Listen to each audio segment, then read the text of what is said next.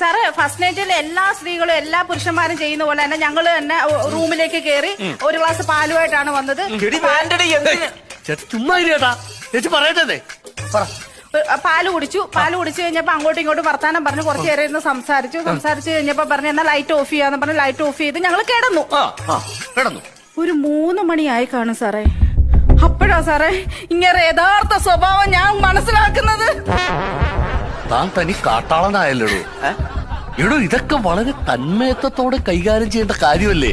ഈ കൊരങ്ങന്റെ കയ്യിൽ പൂമാല കിട്ടിയ പോലെ താൻ ഇങ്ങനെ പിച്ചിപ്പോ കാര്യങ്ങളൊക്കെയാണോ? ഇങ്ങനെ വിചാരിക്കുന്ന പോലത്തെ കാര്യമൊന്നുമല്ല അവള് പറഞ്ഞു അവള് വേറെ എന്തോ പറയുന്നത്. പിന്നെ 3 മണിക്ക് എന്താണ് സംഭവിച്ചത്? അല്ല സാർ ഉദ്ദേശിച്ച അങ്ങനല്ല. പിന്നെ 3 മണി ആയപ്പോഴത്തേക്ക് ഞാൻ കിടന്നിരുന്ന ബെഡെല്ലാം നനഞ്ഞിരിക്കുന്ന സാറേ. മഴ പെയ്തല്ലേ? എടോ ചോർന്നടിക്കുന്ന റൂമിലാണോ ഫസ്റ്റ് നൈറ്റ് ആഘോഷിക്കുന്നത്? എന്റെ സാറ് ചോർന്നടിക്കുന്ന റൂമൊന്നും അല്ല. ആ മനുഷ്യൻ കിടക്കെ കിടന്ന് മുള്ളു.